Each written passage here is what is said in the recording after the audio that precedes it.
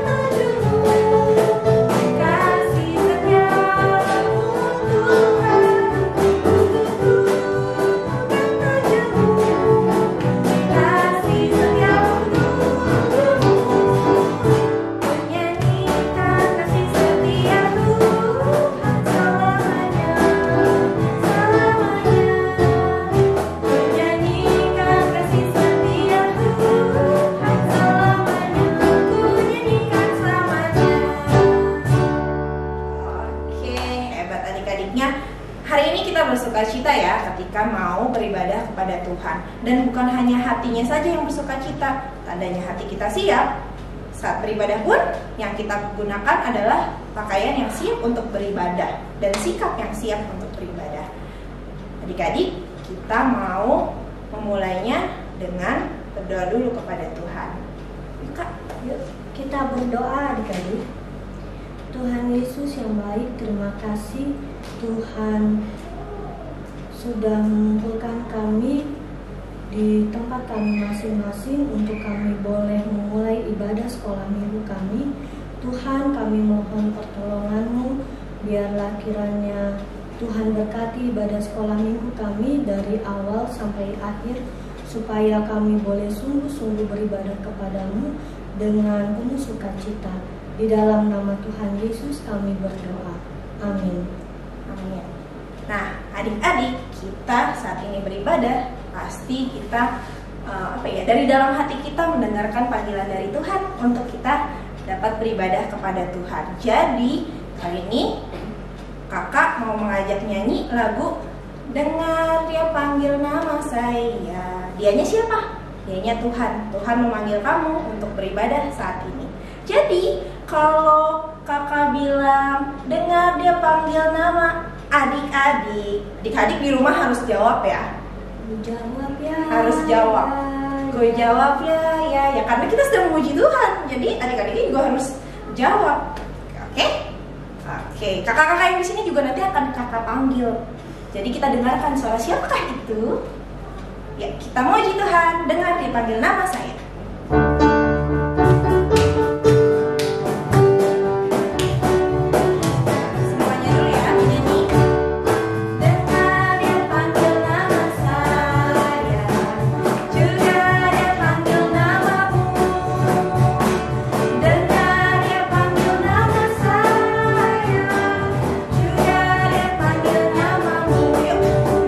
Jawab ya,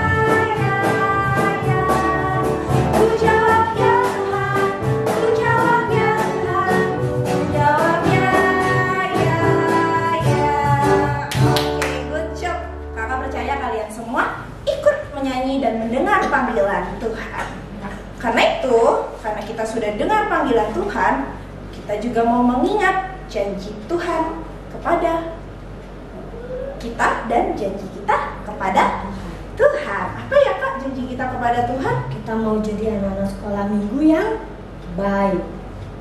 Kita mau selalu bersaksi buat Tuhan dan kita mau taat kepada Tuhan. Untuk itu kita mau ucapkan janji kita kepada Tuhan selalu setiap minggu dengan menyanyikan lagu Aku Anak Sekolah Minggu.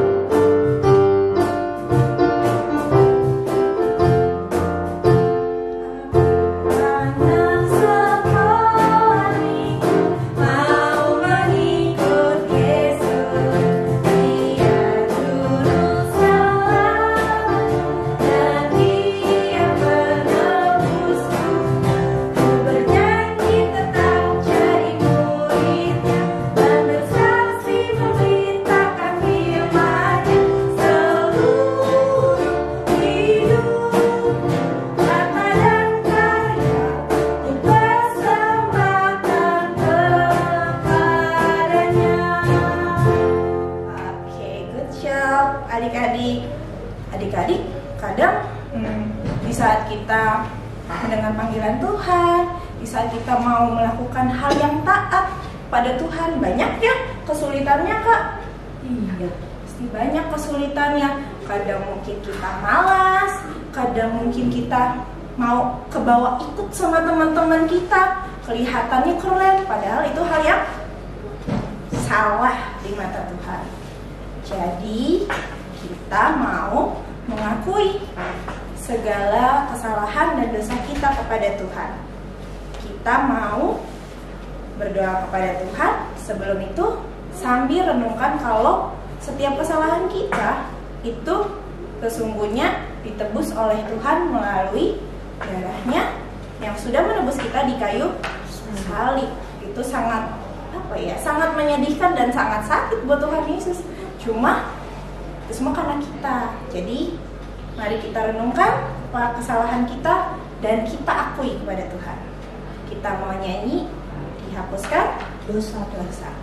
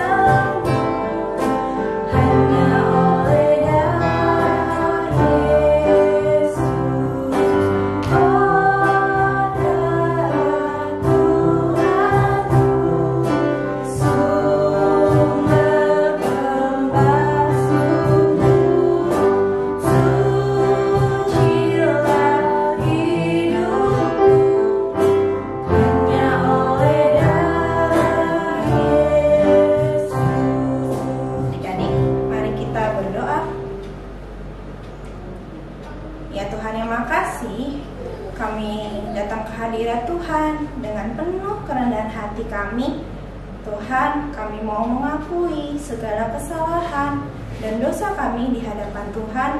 Seringkali kami lemah Tuhan, seringkali kami masih suka melakukan apa yang hanya kami mau, padahal itu tidak berkenan di hadapan Tuhan.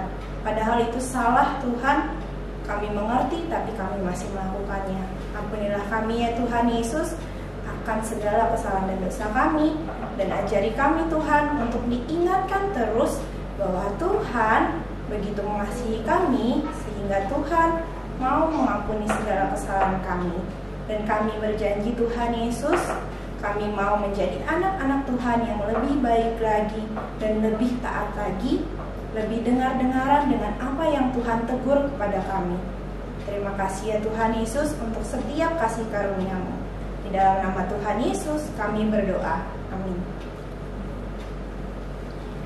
Adik-adik, sekarang kita mau mendengarkan dan juga kita mau belajar dari firman Tuhan hari ini. Hari ini kita mau belajar tentang seorang tokoh kita yang bernama Paulus. Bagaimana Paulus yang dulunya bernama Saulus sampai pada akhirnya menjadi seorang Paulus yang benar-benar luar biasa dipakai oleh Tuhan. Sebelumnya kita mau nyanyi lagu Perubahan Besar di Kehidupanku.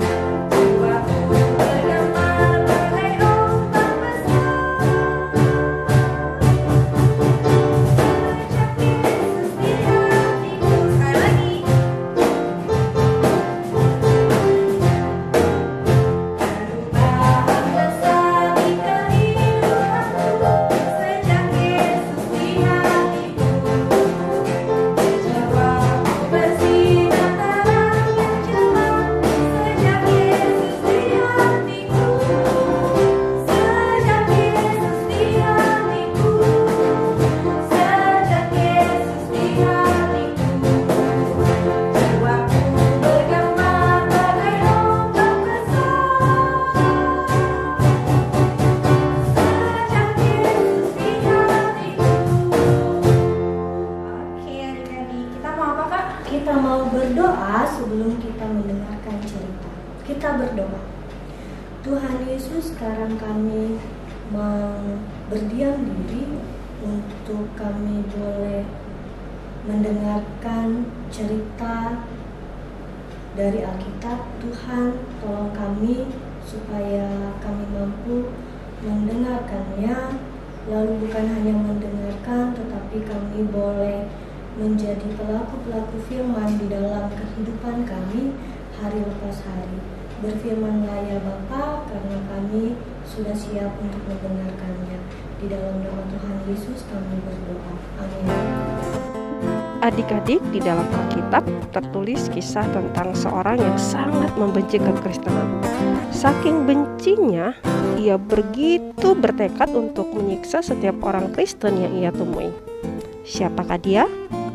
Ya, dia adalah Saulus. Menurut adik-adik, mengapa ya Saulus itu menjadi salah satu tokoh yang penting yang ditulis di dalam Alkitab? Padahal seperti yang Kak Rita tadi katakan sebelumnya, bahwa dia itu sangat membenci orang-orang Kristen pada zaman dahulu. Nah, untuk mengetahui siapakah Saulus, mengapa dia menjadi salah satu tokoh yang penting yang tertulis di dalam Alkitab, yuk kita sama-sama membaca Alkitab kita dari Kisah Rasul 9 ayat 1 sampai 18. Kisah Rasul 9 ayat 1 sampai 18. Saulus bertobat. Sementara itu berkobar-kobar hati Saulus untuk mengancam dan membunuh murid-murid Tuhan. Ia menghadap imam besar dan meminta surat kuasa daripadanya untuk dibawa kepada majelis-majelis Yahudi di Damsyik, supaya jika ia menemukan laki-laki atau perempuan yang mengikuti jalan Tuhan, ia menangkap mereka dan membawa mereka ke Yerusalem. Dalam perjalanannya ke Damsyik, ketika ia sudah dekat kota itu, tiba-tiba cahaya memancar dari langit mengelilingi dia. Ia rebah ke tanah dan kedengaranlah olehnya suatu suara yang berkata kepadanya, "Saulus, Saulus, mengapa engkau menganiaya aku?" Jawab Saulus, "Siapakah engkau?" "Tuhan," katanya, "akulah Yesus yang kau aniaya itu. Tetapi bangunlah dan pergilah ke dalam kota, di sana akan dikatakan kepadamu apa yang harus kau perbuat." Maka termangu-mangulah teman-temannya seperjalanan, karena mereka memang mendengar suara itu, tetapi tidak melihat seorang juga pun. Saulus bangun dan berdiri, lalu membuka matanya, tetapi ia tidak dapat melihat apa-apa. Mereka harus menuntun dia masuk ke Damsyik. 3 hari lamanya ia tidak dapat melihat, dan 3 hari lamanya ia tidak makan dan minum. Di Damsyik ada seorang murid Tuhan bernama Ananias. Firman Tuhan kepadanya dalam satu penglihatan. "Ananias," jawabnya, "Ini aku Tuhan." Firman Tuhan, "Mari, pergilah ke jalan yang bernama Jalan Lurus, dan carilah di rumah Yudas seorang dari Tarsus yang bernama Saulus. Ia sekarang berdoa. Dan dalam satu penglihatan ia melihat bahwa seorang yang bernama Ananias masuk ke dalam dan menumpangkan tangannya ke atasnya supaya ia dapat melihat lagi. Jawab Ananias, Tuhan, dari banyak orang yang telah kudengar tentang orang itu, betapa banyaknya kejahatan yang dilakukannya terhadap orang-orang kudus-Mu di Yerusalem. Dan ia datang kemari dengan kuasa penuh dari imam-imam kepala untuk menangkap semua orang yang memanggil nama-Mu. Tetapi firman Tuhan kepadanya, pergilah, sebab orang ini adalah alat pilihan bagiku untuk memberitakan namaku kepada bangsa-bangsa lain serta raja-raja dan orang-orang Israel. Aku sendiri akan menunjukkan kepadanya betapa banyak penderitaan yang harus ia tanggung oleh karena namaku. Lalu pergilah Ananias ke situ dan masuk ke rumah itu. Ia menumpangkan tangannya ke atas Saulus, katanya, Saulus, saudaraku, Tuhan Yesus yang telah menampakkan diri kepadamu di jalan yang engkau lalui telah menyuruh aku kepadamu supaya engkau dapat melihat lagi dan penuh dengan Roh Kudus. Dan seketika itu juga seolah-olah selaput gugur dari matanya sehingga ia dapat melihat lagi. Ia bangun lalu dibaptis. Adik-adik, Saulus adalah seorang Yahudi. Ia berasal dari suku Benyamin. Dia memiliki kewarganegaraan Roma. Nah, adik-adik, Saulus itu lahir di Tarsus, kota yang terkemuka zaman itu di daerah Kilikia. Nah, Tarsus itu terkenal sebagai kota perdagangan dan juga kota ilmu pengetahuan.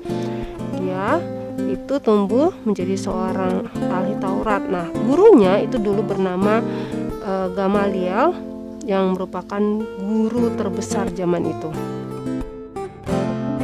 Jadi Saulus sangat membenci orang-orang Kristen karena ajaran Kristen itu menentang iman Yahudi. Saulus selalu berusaha untuk mengancam dan juga membunuh murid-murid Tuhan. Ia bahkan memperoleh surat kuasa dari para imam untuk melakukannya.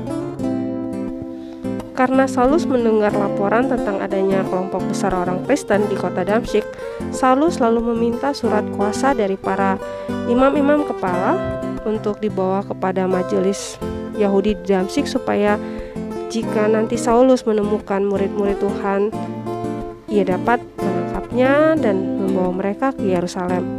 Kota Damsyik itu berada di kota Syria,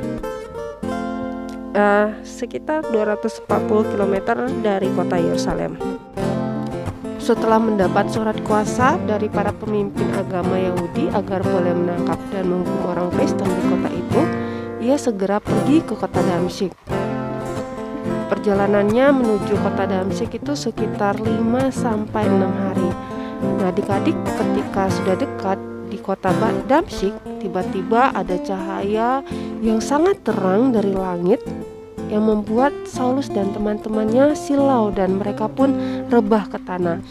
Kemudian mereka mendengar suara yang berkata, Saulus, Saulus, mengapa engkau menganiaya aku? Mendengar suara itu, Saulus lalu bertanya, siapakah engkau, Tuhan? Lalu suara itu menjawab, akulah Yesus yang kau aniaya itu.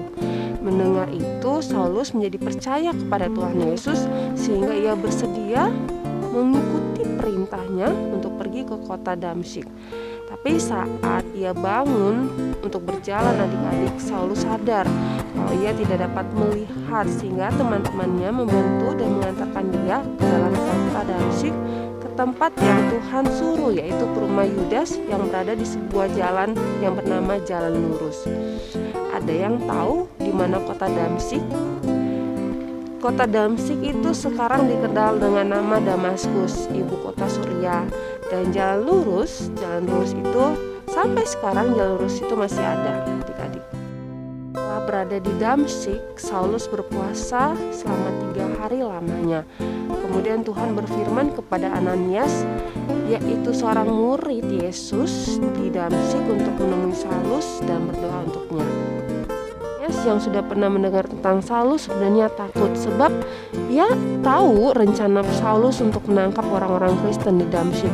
Namun Tuhan berfirman kepada Ananias bahwa Saulus sudah bertobat dan akan dipakai Tuhan untuk memberitakan nama Tuhan kepada bangsa-bangsa lain. Ananias mengikuti perintah Tuhan dan menemui Saulus, sehingga setelah Ananias berdoa dan menumpangkan tangan ke atas Saulus, Saulus menjadi sembuh dan dapat melihat kembali. Kalau kita baca adik-adik di kisah selanjutnya dari Saulus, dikatakan Saulus menjadi pengikut Kristus yang setia. Dia rela menderita dan dibenci serta dihukum oleh teman-temannya bangsa Yahudi. Adik-adik, Saulus yang tadinya sangat membenci pengikut Kristus, yang biasa menangkap dan menyiksa serta nggak ragu-ragu untuk membunuh murid-murid Kristus, tapi sejak Saulus bertemu dengan Tuhan Yesus, adik-adik mengenal Tuhan Yesus, akhirnya Saulus bertobat dan memilih untuk melakukan perintah Tuhan. Pertobatan Saulus membuat Saulus mendapatkan pengampunan dari Tuhan. Adik-adik, inilah alasan mengapa Saulus itu menjadi salah satu tokoh penting yang ditulis di dalam Alkitab. Itu semua karena pertobatannya yang sungguh-sungguh di hadapan Tuhan. Tuhan mau kita belajar dari kisah hidup Saulus. Walaupun dia pernah melakukan perbuatan jahat di hadapan Tuhan, tetapi ketika dia bertobat, adik-adik, dia sungguh-sungguh bertobat, dia akhirnya melakukan dengan setia segala perintah Tuhan. Bagaimana dengan kita, adik-adik, yang selalu bertemu dengan Tuhan Yesus dalam satu hidup kita? Apakah kita masih berbuat nakal, masih senang mengucapkan kata-kata yang kurang baik, masih suka berbohong, masih senang berkelahi?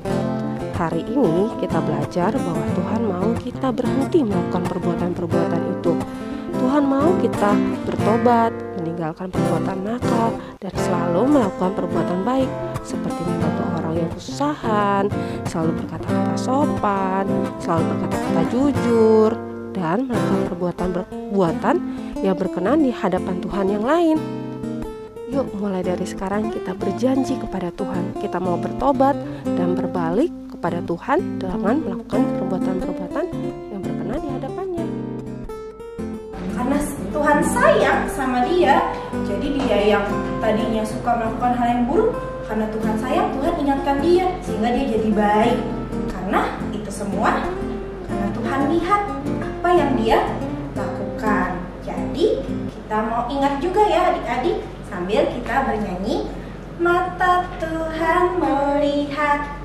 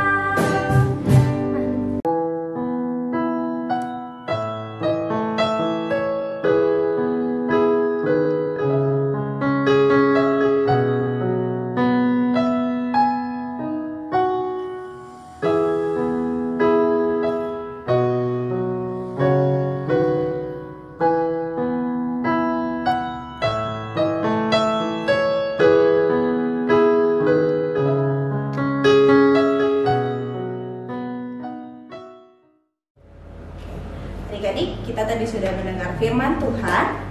Yang hari ini kita belajar kalau dari Paulus, kita belajar Paulus saja yang sudah melakukan banyak hal yang buruk di kehidupannya, ternyata Tuhan masih mengasihi dia, sehingga Tuhan mau mengubahkan dia yang tadinya buruk menjadi orang yang lebih baik lagi. Bahkan kita tahu di Alkitab kita sudah terbukti Paulus itu melakukan banyak hal baik untuk Tuhan, menceritakan banyak perbuatan baik untuk Tuhan. Sebegitu luar biasanya perubahan yang terjadi di dalam hidup Paulus. Hari ini pun kita belajar, di hidup kita pun juga harus berubah, adik-adik. Yang tadinya kita melakukan hal yang buruk, berubahlah kembali menjadi anak-anak yang melakukan perbuatan-perbuatan baik untuk Tuhan. Untuk itu adik-adik, kita mau lebih menghayati lagi firman Tuhan kita sebelum menutup ibadah kita pada hari ini dengan menyanyikan lagu Perubahan Besar.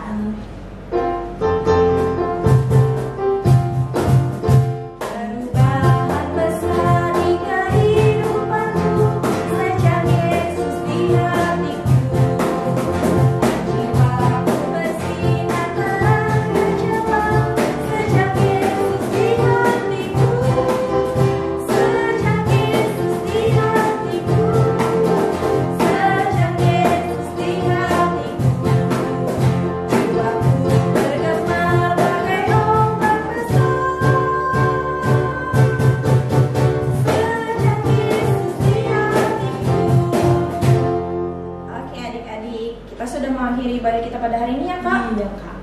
Iya, untuk itu kita mau menutup ibadah kita mau menyanyi "Oh Berkati Kami" sambil sikap yang baik untuk menerima berkat dari Tuhan dan doa nanti. Ya.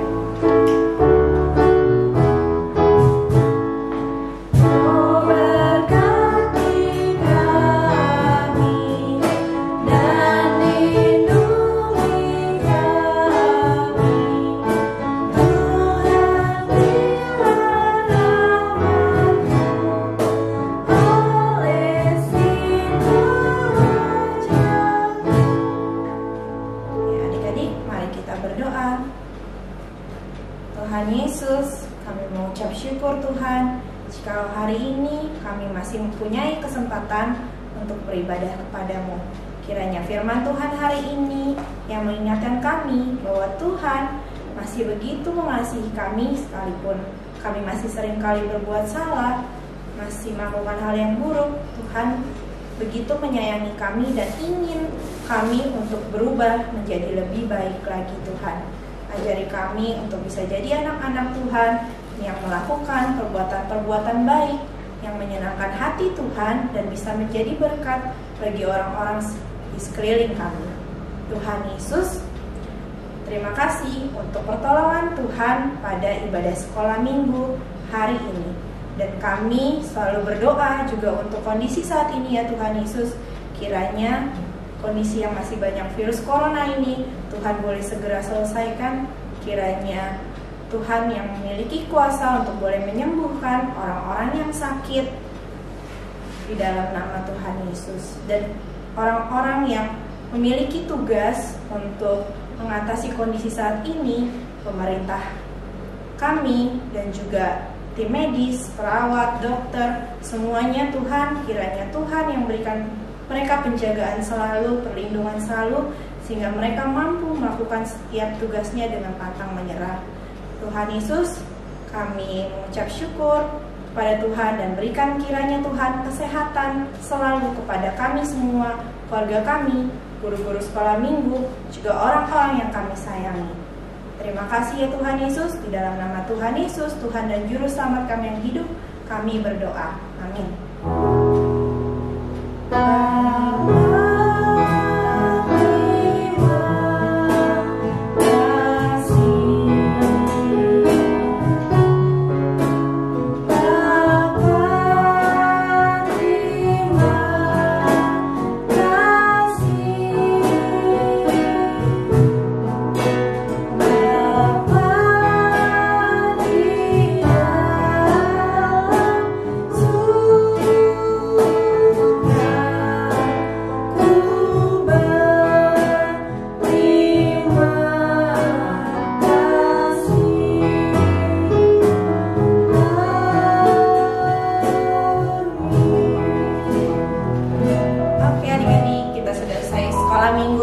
Untuk hari ini, selamat hari Minggu dan Tuhan Yesus memberkati.